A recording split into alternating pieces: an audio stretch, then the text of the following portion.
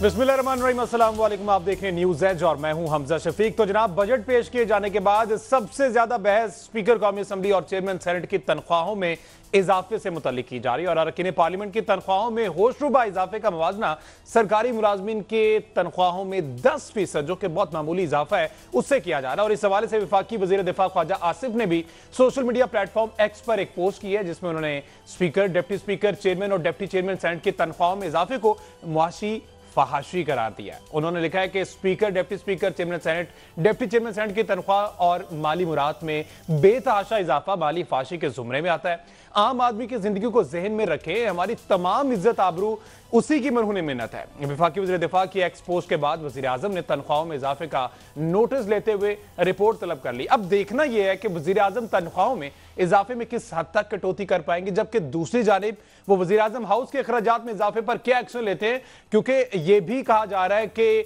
10 जून को बजट पेश किया गया है और अगले ही रोज वज़ीर खजाना ने अवाम को मजीद टैक्सेस लगाने की खबर दे दी है। तो उन्होंने पोस्ट बजट प्रेस कॉन्फ्रेंस में कहा कि अगर बजट में तजवीज करदा इक़दाम नफाज ना किए गए और पार्लियामान ने इस हवाले से मुनासिब कानून साजी ना की तो 400 से 500 अरब के मजीद टैक्सेस आयद किए जाएंगे। मजीद उन्होंने क्या कहा है वो सुन लेते हैं जी।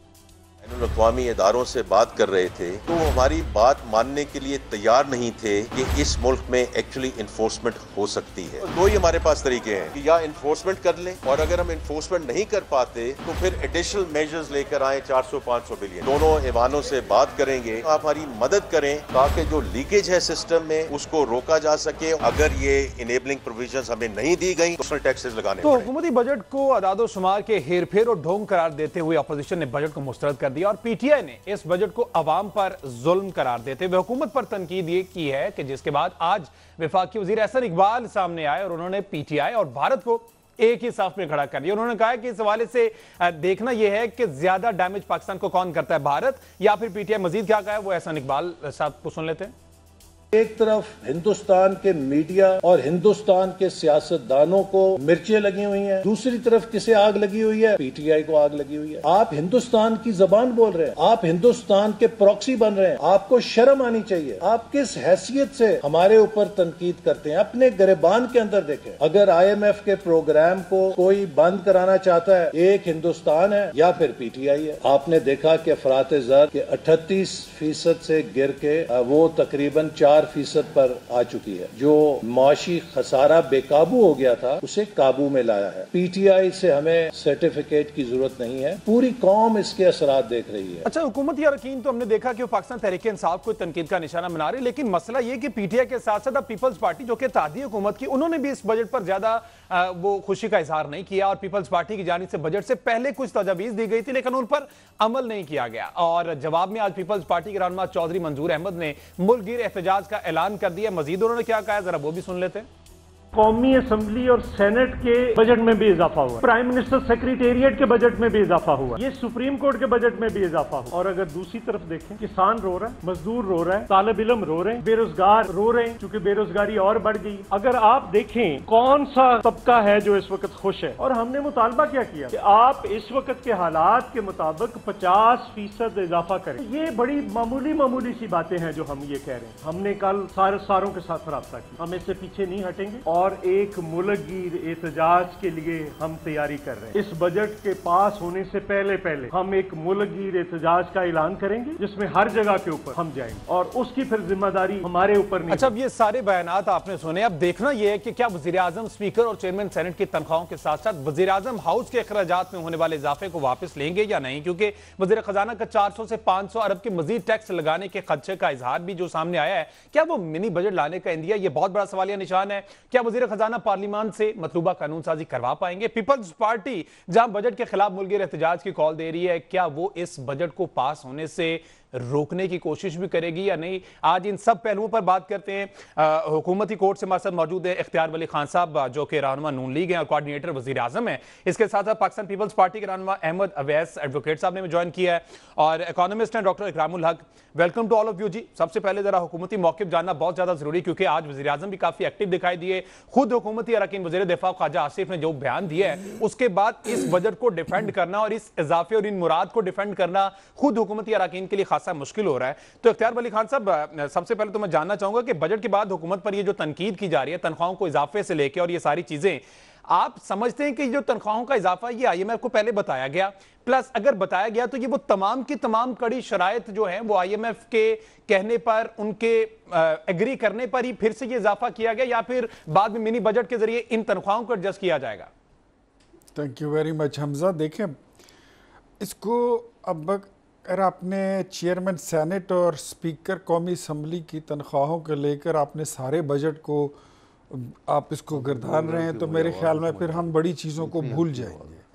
ये तो बजट का एक वो हिस्सा है कि जिसको कोई भी डिफेंड नहीं कर रहा, और आपसे पहले भी मैं ये बात कर चुका हूँ। इवन हमारी पार्टी के जो डिफेंस मिनिस्टर हैं ख्वाजा आसिफ साहब, उन्होंने भी कहा, और प्राइम मिनिस्टर साहब भी उसका नोटिस ले चुके हैं कि इसमें भी कोई शक नहीं है कि ये तनख्वाह उनकी बढ़ोतरी जो थी ये भी ड्यू थी गुज़श्ता 9-10 सालों से। कितनी होनी चाहिए, कैसी होनी चाहिए, कब होनी चाहिए, इसकी टाइमिंग गलत है।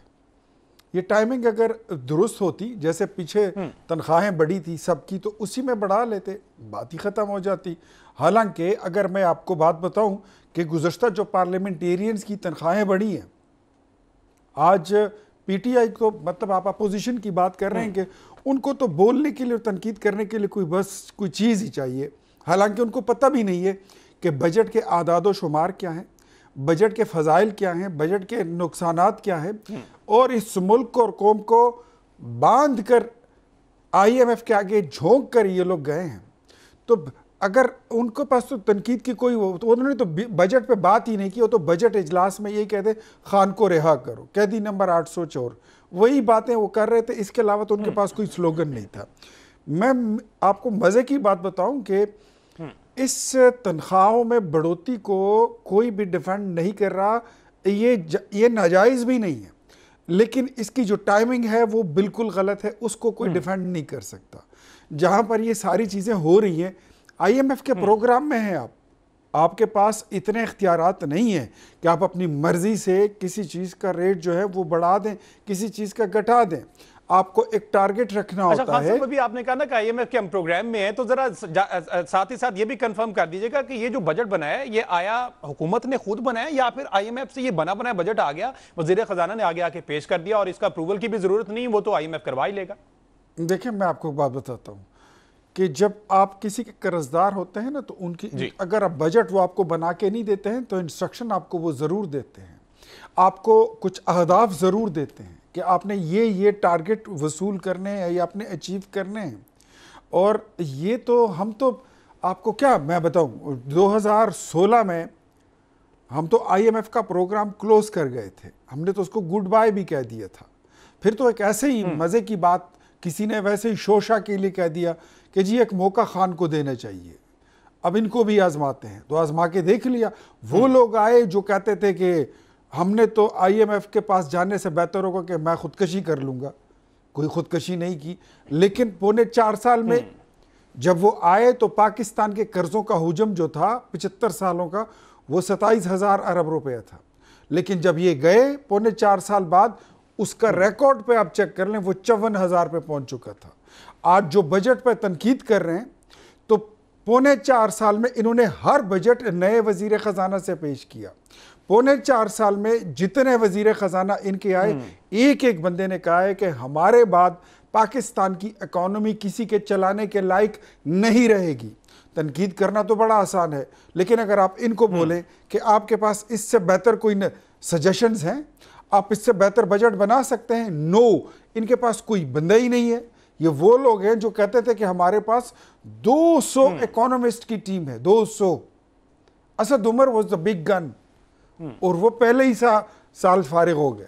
उसके बाद शब्बर जैदी किया, तो बाकिर रजा किया, तो अपने शौकत तरीन साहब क्या, मतलब फिर वजीर ख़जाना थे, बदलते गए, आपने देखा होगा, और फ़ायदा कोई नहीं हुआ।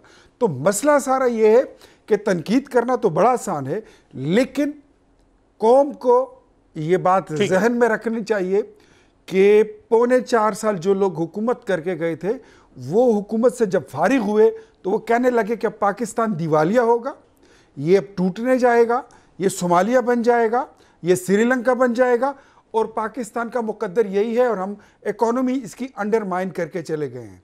तो खुद तो इनके पास हल ये था। ठीक है खान साहब आपका पॉइंट आ गया। अब इन सवालों का जवाब जरा ले लें हम। तहरीक इंसाफ का भी मौके ले लें। आपने जैसे आगाज में कहा कि इनके पास फैक्ट एंड फिगर नहीं है, सिर्फ हवा में बातें कर रहे हैं, लेकिन आपने अभी जो बात की कि पौने 4 सालों में पीटीआई ने 54,000 तक का ये कर्ज कर दिया, लेकिन 16 माह की पीडीएम गवर्नमेंट, उसके बाद 1 साल इस गवर्नमेंट को हो गया 70,000 अरब का सर कर्ज हो गया। ये फिगर भी आप अपने माइंड में रखें, देन फिर इस पर फर्दर भी बात करते हैं। बिल्कुल ये माइंड में है, मेरे बिल्कुल ये माइंड में है, लेकिन सिर्फ और सिर्फ कैदी नंबर 804 की बातें होती हैं, बजट को लेकर तो कुछ कह ही नहीं रही है। हमजा, हम डूबती कश्ती को बचाकर लाए हैं।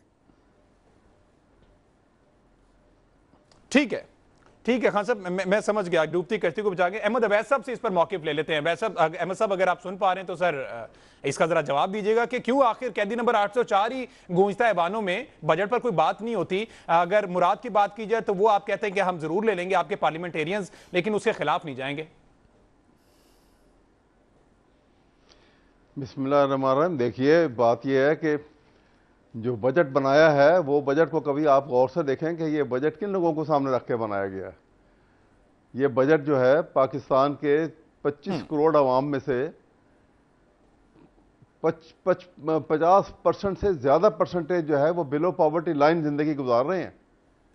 ये आपके, क्योंकि आज से 2014 में जब इसहाक डार साहब फाइनेंस मिनिस्टर थे तो फ्लोर ऑफ पार्लियामेंट के ऊपर उन्होंने बजट सेशन में ये ऐलान किया था कि पाकिस्तान में poverty line has gone up to 42.3%। ये जब की बात बता रहा हूँ आपको।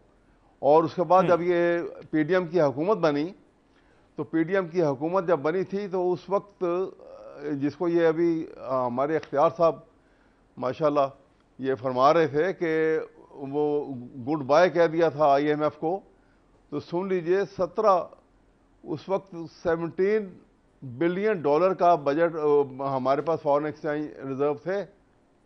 2017 की बात बता रहा हूं आपको।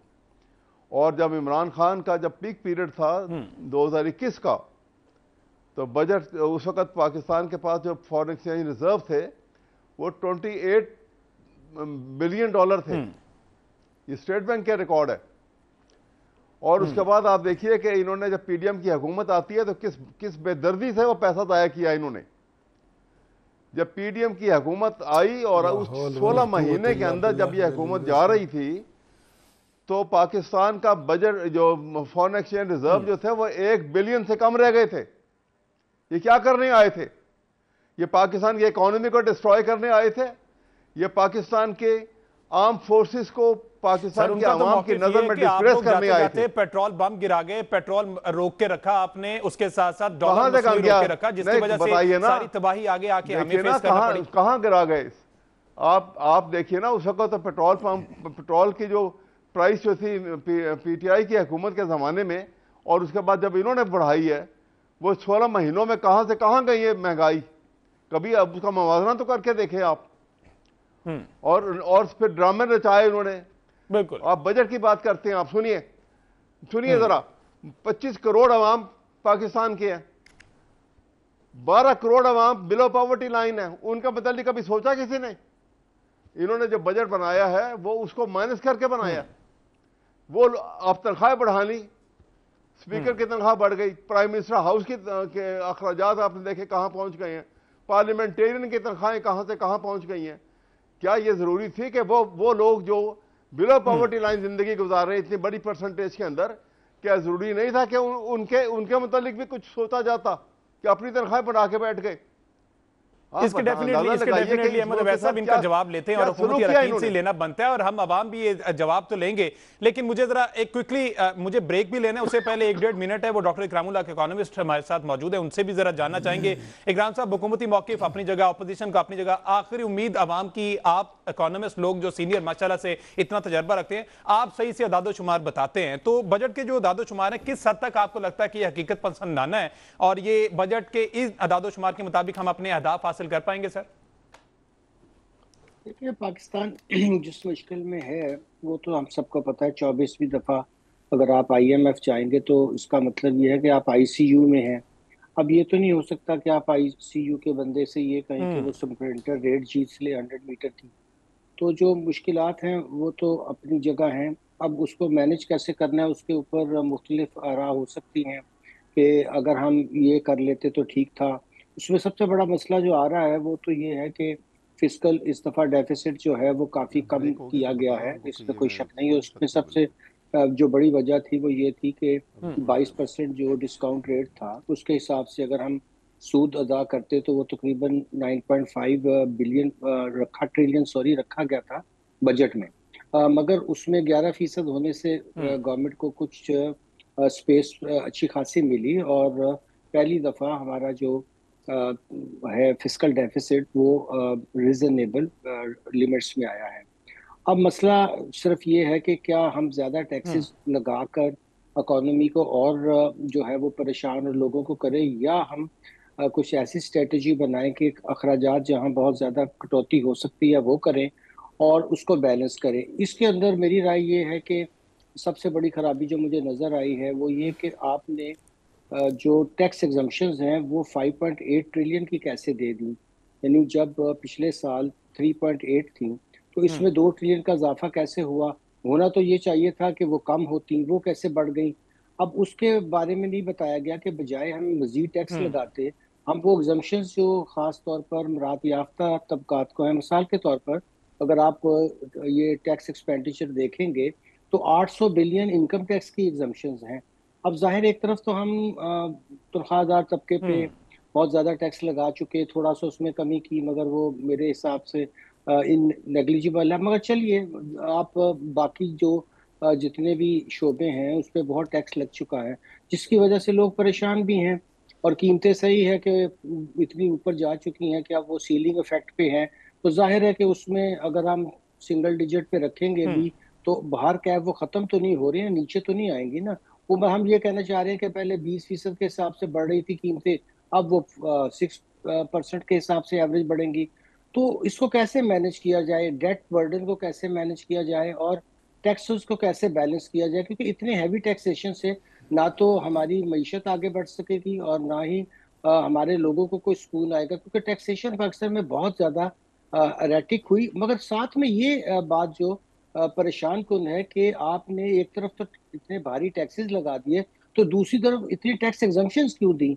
अब अगर आगे चलकर मैं उसका तफसीली जायजा भी पेश करूंगा कि वो किन किन को टैक्स एग्जम्पशंस मिली, तो ये एक परेशानी का बायस है एक इंडिपेंडेंट लोगों के लिए कि बाहर कैफ उसकी तरफ या तो तवज्जो नहीं दी गई या एफबीआर ने बताया ही नहीं है कि हमने इतनी ज्यादा टैक्स एग्जम्पशंस दे रखी हैं, या वजीर खजाना मोहतरम को उसके बारे में कोई ब्रीफिंग नहीं दी गई। और पब्लिक डिस्कोर्स में भी ये बात नहीं आ रही कि आफ्टर ऑल ये टैक्स एग्जम्पशंस क्यों दी गई। ठीक है, ये बहुत से ऐसे सवालात हैं जो अब आहिस्ता आहिस्ता खुलकर सामने आ रहे हैं और वजीर आजम साहब जो हैं वो इस पर अब मेरा ख्याल जो कल यूए का दौरा है उसके बाद वापस आकर इस पर एक खासी ब्रीफिंग भी लेंगे और पता चलेगा कि आखिर ये चल क्या रहा है और ये बजट बनाया कब गया, अप्रूवल के लिए अभी इन प्रोसेस है। तो मेरा ख्याल ये बहुत सी तब्दीली हम देखने में आएंगी। एक ब्रेक के बाद इस पर फर्दर भी बात करते हैं। जी स्टे विद अस।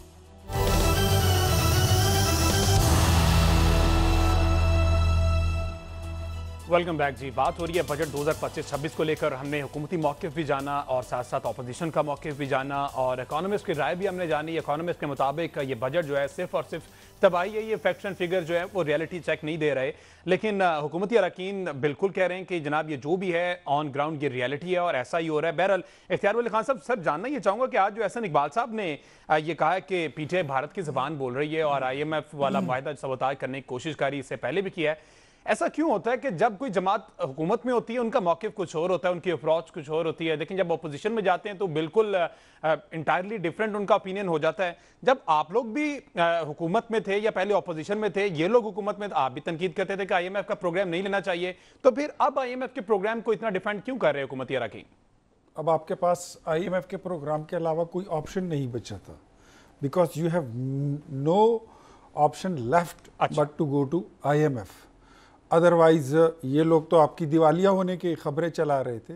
इन्होंने तो ख़त लिख दिए थे IMF को कि आपने इनको कर्ज जो है नहीं देना, आपने इनके कर्जे रीशेड्यूल नहीं करने और इनसे पूछें, डिनाई करें। अहमद अवैस साहब is a very good person and a very positive person.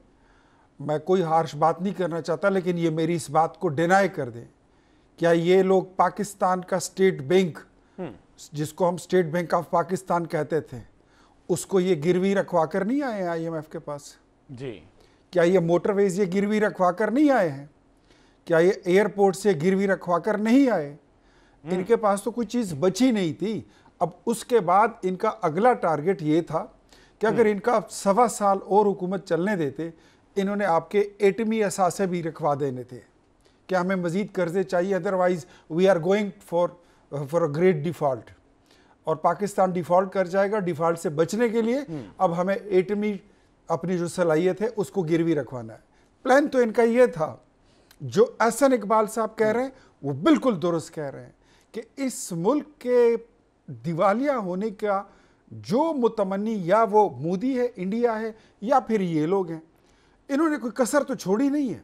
ये किसी बंदे के मुंह पे ये बात नहीं आई हाकम बदहन के पाकिस्तान 3 टुकड़े होगा।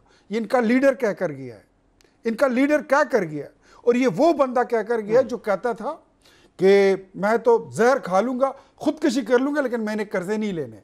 तनख्वाहों की बात आप करते हैं हमजा, तो बैठे हुए अहमद अवैस साहब, डिनाई करें मेरी बात को, आप मुस्तरद कर दें कि तनख्वाहों को बढ़ाने के बिल पर जो पिछले MNAs, वजीरों, मुशीरों और सेनेटर्स के जो तनख्वाहें बढ़ी हैं, उसको दस्तखत ये लोग कर गए थे, बिल ये लाए थे, इनके अपने मेंबर्स हैं। अगर ये डिनाई करेंगे फिर मैं नाम भी ले दूंगा। ये डिनाई करके दिखा रहे। अब मैं इनसे ये पूछता हूं कि आप तो अभी हुकूमत से बाहर नहीं हैं, तीसरी असेंबली है, आप खैबर पख्तूनख्वा में हुकूमत में हैं, क्या आपने वहां पे किया है वो बता दें। आपके बजट लैप्स हो जाते हैं, आपके फंड्स लैप्स हो जाते हैं। 2-2.5 हजार स्कूल ऐसे हैं जिनके इर्द गिर्द 4 दीवारी नहीं है। 2000 स्कूल ऐसे हैं जहां पर बच्चों के पास पीने का पानी नहीं है, लैट्रिन और वॉशरूम नहीं है। अस्पतालों की हालत यह है कि डिस्प्रिन की गोली और सिरिंज तक अवेलेबल नहीं है। पैसे वहां पर 500 अरब रुपया इनको हमने दिया कबाइली अजला के लिए, ये लोग जलसों पे लगा गए, खा खू गए। इनसे कोई पूछ सकता है? एक जिला कोहिस्तान जहां पर स्कैंडल निकला है 200 अरब रुपए का कि जाली चेकों से निकाल दिए गए, 50 अरब रुपए एक जिले नौशहरा से निकलते हैं। तो ये तो इनके पास तो अपना कोई प्लान नहीं है। ये तो यही बोलेंगे जी कैदी नंबर 800 चोर, उसको रिहा कर दो, गोली क्यों चल गई, ये ड्रामेबाजी, फिल्मी डायलॉग। पहले 12 जिलों से घूम कर गए थे, अब कहते हैं कि सुरंग खोद कर आएंगे, आ जाओ, वेलकम। ठीक है, आप पाकिस्तान की तामीर की बात करोगे ले लेते हैं ना, और एक रिकॉर्ड आप जरा थोड़ा सा रिकॉर्ड जो है वो दुरुस्त कर ले हमजा। आपने कहा कि अपोजिशन हमेशा ऐसे करती है। नो, हम जब भी अपोजिशन में आए हमने बड़ी रिस्पॉन्सिबिलिटी का, जिम्मेदारी का मुजाहरा किया है। We were in opposition and Shahbaz Sharif was standing on the floor being opposition leader, और इनके निकट्ठू लीडर को इनको हमने उस वक्त भी ऑफर किया था कि आओ हम तुम्हारे साथ मीसाके मईशत साइन करते हैं, पाकिस्तान को, पाकिस्तान की नैया को बाहर निकालते हैं भंवर से, चलो इस मुल्क के लिए काम करते हैं। इनमें ये दमखम है? कोई है बंदा इनमें? नो। हाँ साहब, जरा अब इन सवालों के जवाब भी ले लेते हैं। अहमद अवैस साहब ने बहुत सारा डेटा अपने माइंड में इकट्ठा कर लिया कि वो इस तरह से जवाब देंगे।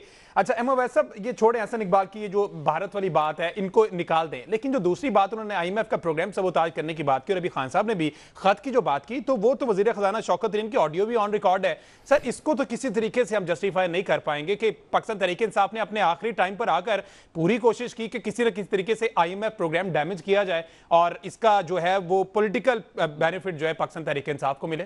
एग्री करेंगे सर? जी नहीं, ऐसी बात नहीं है। देखिए उसको गलत रंग दिया गया। बात यह है कि वो लेटर इस कॉन्टेक्स्ट में दिया गया था कि IMF के साथ बातचीत करना या किसी एक मुल्क का इस अदारे से कर्जा लेना, ये उस हुकूमत का काम है कि जो नुमाइंदा हुकूमत हो, जो इलेक्ट होके आई हो, जो सिर्फ फॉर्म 47 की पैदावार ना हो। ये इस कंटेक्स्ट में बात हुई थी, कतन यहाँ पे और ये बात नहीं है। और एंटी स्टेट एक्टिविटी की तरफ आप आ जाएं तो देखिए, बात सुनिए। ये अभी इखलाक साहब, इख्तियार साहब ने बड़ी वजाहत से बहुत सारी बातें की हैं, लेकिन उसके अंदर सारी बातें इख्तियार वली खान साहब जी दुरुस्त फिगर्स के ऊपर दी। इख्तियार वली खान साहब वो सारी बातें जो हैं वो दुरुस्त फिगर के ऊपर नहीं डिपेंड कर रही हैं। देखिए मेरी बात मैं आपको बताता हूँ। देखिए ये मैं इनकी जो है नून लीग की हुकूमत और उनकी लीडरशिप के मुतालिक बात बताऊँ। देखिए ये 1980 के अंदर नवाज शरीफ साहब जो हैं सियासत में आते हैं, 90 में प्राइम मिनिस्टर बनते हैं।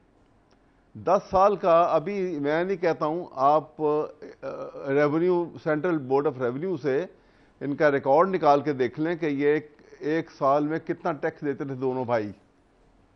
एवरेज टैक्स जो है 10 साल का एवरेज टैक्स जो है वो 6 से 7 हज़ार रुपए है सालाना। और आप सोचिए कि ये एवरफील्ड की और अजीजिया की अरबों रुपयों की प्रॉपर्टी कैसे बन गई। ये दो भाई अमीर हो गए, मुल्क गरीब हो गया। अभी जब आए एक पीडीएम की हुकूमत के अंदर प्राइम मिनिस्टर बन के आए, इन्होंने आटा बांटा जी। और जब आटा बांटा तो इन्हीं के नून लीग के जो एक्स प्राइम मिनिस्टर थे शाहिद खाकान अब्बासी साहब, उन्होंने टीवी के ऊपर आके ऐलान किया कि मैं अपने पूरे जिम्मेदारी से बात कर रहा हूं कि इन्होंने आटा बांटने में शहबाज शरीफ ने 20 अरब रुपए जो है उसका घपला कर गए हैं। करप्शन ये ऑन रिकॉर्ड है, अभी सुन लीजिए ये बातें और सुनिए। अभी जब ये इन्होंने 8 फरवरी के इलेक्शन के बाद चैलेंज करता हूं, जब ये प्राइम मिनिस्टर बने, सुनिए, जब ये प्राइम मिनिस्टर, मेरी बात तो सुन लीजिए ना आप। एक बात चैलेंज कर रहा हूं, इसको ले आइए, रिकॉर्ड पे देखते हैं। मेरी बात मेरी बात दे रही हूं, आपकी बात का जवाब दे रहा हूं मैंने इल्जाम तराशी नहीं कर रहा, आपकी बात का जवाब दे रहा हूं और ये हकीकत बता रहा हूं। आप चेक कर लीजिए।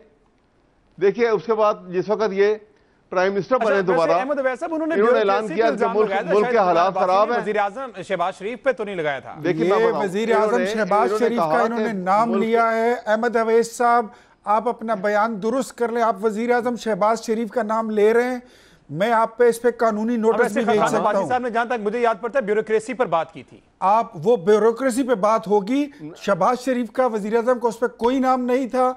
आप अगर इस तरह कहेंगे तो मैं फिर आपको नोटिस दे सकता हूं, लीगल नोटिस। क्या किस में नाम नहीं था? शहबाज शरीफ का नाम नहीं था। देख ले, आप स्टेटमेंट निकाल के देख लें। वो स्टेटमेंट में से आप प्राइम मिनिस्टर तो यही थे ना। क्या कार्रवाई की? अहमद अवैस साहब, मैं दोबारा आपसे पूछ रहा हूं, आप जिम्मेदारी के साथ बयान दे दें कि शाहिद खाकान अब्बासी ने वजीर आजम शहबाज शरीफ का नाम लिया था। मैं आपकी बात का जवाब दे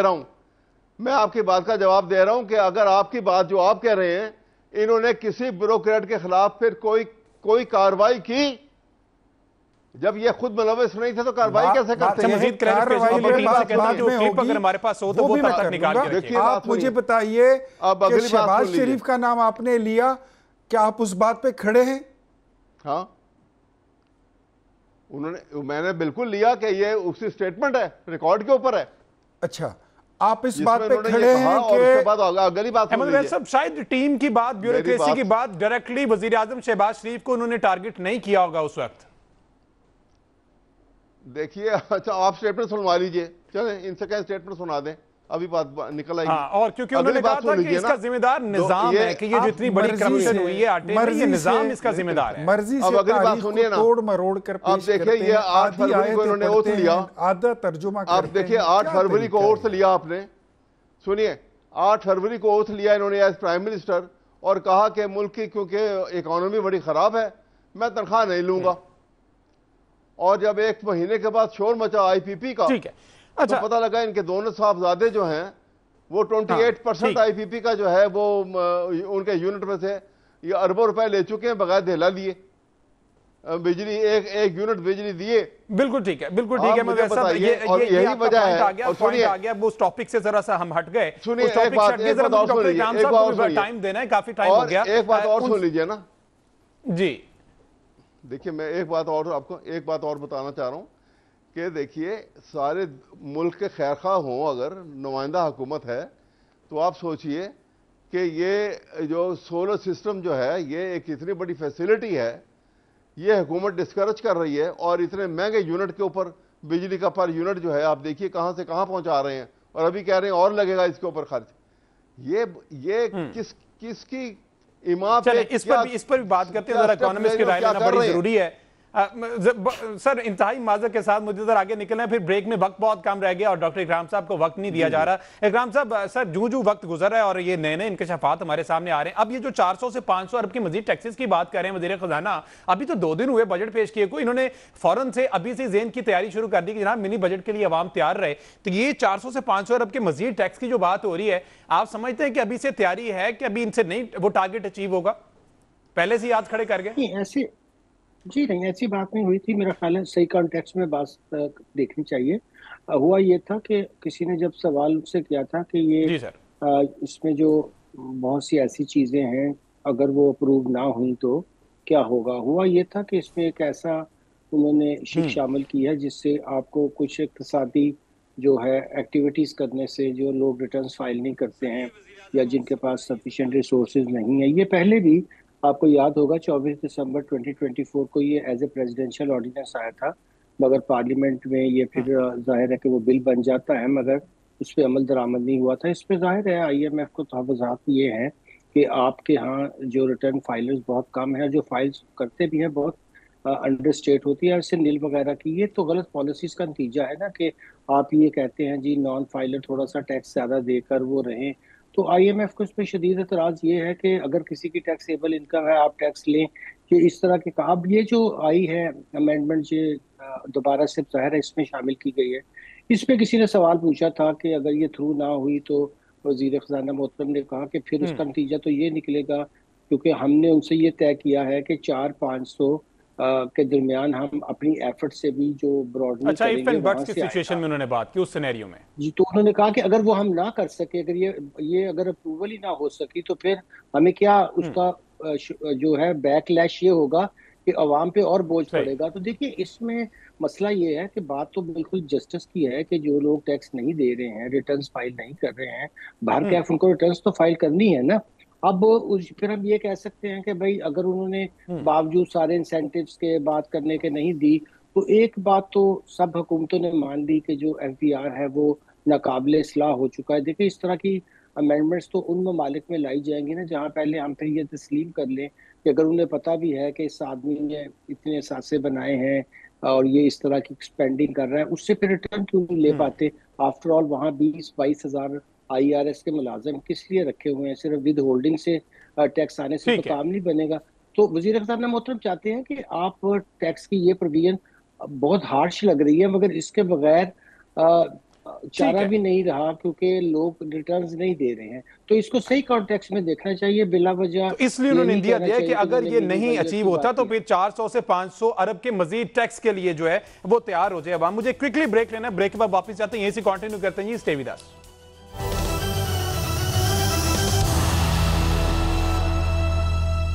वेलकम बैक जी। बात हो रही बजट 2025-26 के हवाले से और हुकूमती अरकान के हमने मौके भी जाने। यहाँ पर इख्तियार वली खान साहब की मौजूदगी का फायदा उठाते हुए जरा ये सवाल कर दूं सर, क्विकली जरा 1-1 मिनट तीनों मेहमानों को देना, वक्त कम है। सर ये जो हुकूमत का कहना था कि हम अपने खर्चे कम करेंगे, लेकिन इस बजट में तो इंटायरली कुछ डिफरेंट हमें दिखाई दिया। वज़ीर आज़म की रिहाइश और अखराजात 72 करोड़ से सर 86 करोड़ पे कर दिए गए। गाड़ियों के लिए 9 करोड़ का बजट है, डिस्पेंसरी के लिए 1 करोड़ 44 लाख और सबसे बढ़कर और मजे की बात है कि बागीचे के लिए 4.5 करोड़ पे मुख्तस किए हैं। वज़ीर आज़म साहब इसका भी मौक़िफ़ लेंगे आपको लगता है सर? देखिए मैं आपको इसको हम वैसे ही एक चीज़ को गलत अगर प्रेजेंट करना चाहें तो हमारी मर्जी होती है, लेकिन ये जो आप वज़ीर आज़म हाउस के खर्चे की बात कर रहे हैं ना, तो जिस तरह हर चीज़ में सालाना इजाफा होता है कुछ परसेंटेज के हिसाब से, ये वही है। वज़ीर आज़म ने ये सारा खर्चा पहले दिन आज नहीं उठाया कि इधर लगा दिया। ये वज़ीर आज़म साहब जो है वहाँ पर उनका अपना घर इससे बहुत ज़्यादा आलीशान है, उनके पास रहने को इससे अच्छा घर है, लेकिन ये स्टेट की प्रॉपर्टी है। ये वो ड्रामेबाजी हम नहीं कर सकते कि यहाँ की गाड़ियाँ उठा के उसको नीलाम कर दें, उसकी भैंसें निकाल के उसकी नीलाम करें। वो सारी चीज़ें ये प्राइम मिनिस्टर हाउस की मिल्कियत है। आज वज़ीर आज़म शहबाज शरीफ हैं, इससे पहले इमरान खान थे, अब कल इसके बाद कोई और होगा। ये उसकी जिस तरह आपके घर के खर्चे में बढ़ोतरी आती है हर साल, तो कोई तो तोड़ेगा ना, उसी तरह ही आता है। जी सर, इसको कोई तो तोड़ेगा ना। एक तरफ अवाम पिस रहे हैं, दूसरी तरफ ये अखराजात बढ़ रहे हैं सर। 14 करोड़ का इजाफा हुआ है। देखिए हमने तो ये भी देखा था, अब वज़ीर आज़म हाउस को तो आप ताले तो नहीं लगा सकते हैं ना, एक लोग कुछ ऐसा भी आए थे जिन्होंने कहा था कि हम इस वजीर आजम हाउस में लाइब्रेरी बनाएंगे, यूनिवर्सिटी बनाएंगे और साइकिल पर बैठकर जाएंगे। ना यूनिवर्सिटी बनी, ना कोई साइकिल पर बैठ के गया। ये दुनिया में मुसल्लमा हकीकत है। हर मुल्क का वजीर आजम हाउस होता है और हर बजट में उसकी तज़य्युन, आराइश, सफाई सुथराई, माली बागीचे, ठीक है। इस तरह से आपने इसको डिफेंड किया और जस्टिफाई किया। अब टाइम सर काम में जरा अहमद अवैध साहब से आखिरी सवाल मैं ले लूं, क्योंकि अहमद अवैध साहब जरा गोल्डन अपॉर्चुनिटी के पीपल्स पार्टी भी एहतजाज की बात कर रही है, आप लोग भी एहतजाज की बात कर रहे हैं, तो ये क्यों ना दोनों मिलकर इस बजट को रिजेक्ट करवा लें? आप समझते हैं यूनिटी हो पाएगी? देखिए, कोशिश तो जरूर होगी कि जो जो जायज चीजें हैं यकीनन एक्सपेंडिचर में जो है कट होने चाहिए और जो आवाम के ऊपर बोझ पड़ रहा है उसको ख्याल करना चाहिए। और मैं दोबारा से रिपीट करूंगा एक लफ्ज़ में ही कि वो बिलो पॉवर्टी लाइन के जो लोग हैं वो भी इंसान हैं हमारी तरह, उनके लिए कोई ना कोई सिचुएशन ऐसी क्रिएट करनी चाहिए कि जहाँ पे उनकी लाइफ को आप, ये कॉन्स्टिट्यूशन में लिखा है कि आप लाइफ को, स्टैंडर्ड को अपलिफ्ट करेंगे बाकियों के बराबर लाने के लिए। अहमद अवैध साहब, कल आपका बजट पेश होगा खैबर पख्तूनख्वा असेंबली में, हम देखेंगे कि आप बिलो द पॉवर्टी लाइन रहने वालों के लिए क्या ऐलान करते हैं। तो साहब ये सेंटर का काम है ज्यादा। Tax free budget sir, below poverty line जो है वो जरूर करें, वो भी करें। मैं देखिए, मैं बात सुने, तो आपने 4 बजट पेश किए थे, 4 बजट में आपने क्या किया था? आपने सिर्फ लंगर खाने ही खोलने थे, मैं उनकी एडवोकेसी नहीं कर रहा हूं। अगर वो नहीं करेंगे तो मैं उनके भी उसमें खिलाफ बोलूंगा, क्योंकि ये इंसानियत की बात है। इंसानी जो हमारे सामने इंसान जो है जिस शक्ल में मौजूद है उसका ख्याल करना हमारा फर्ज है। ठीक है सर। वक्त का मैं लास्ट क्वेश्चन सर मैं डॉक्टर साहब से लेना चाहूंगा। डॉक्टर साहब, क्या लगता है आपको, अभी जो ब्रेक पे जाने से पहले मिनी बजट की बातें, आप समझते हैं कि अब वो लाजिम हो जाएगा? जो अभी अदादो शुमार और ये सारी बातें हमारे सामने आ रही हैं, इनके शफात सामने आ रहे हैं, आप समझते हैं कि इसी बजट पर इंप्लीमेंट होगा या मिनी बजट आएगा? Sir quickly. नहीं, देखिए, मिनी बजट की तो अभी बात नहीं होगी, पहले तो ये बिल पास हो जाए। मगर ये बात जरूर है कि टैक्सेस को रैशनलाइज करने का तरीका यही है कि आप उनके रेट कम करें और ब्रॉडनिंग का बेस करें। और अखराजात में भी ये है कि इतनी बड़ी गवर्नमेंट्स और वजारतें रखने का सेंटर में कोई तुक नहीं है। ठीक है जी। और ये सारी चीज़ें हमारे सामने है, हुकूमती मौक़िफ़ भी सामने आ गया, इकोनॉमिस्ट ने और पीटीआई, ये दोनों अपने अपने मौके पर कायम है। लेट्स सी ये बजट पास हो पाता है या नहीं, और जो एहतजाज की तहरीक की बात कर रहे हैं वो कामयाब होती है कि नहीं। मुझे दीजिए इजाज़त, अल्लाह।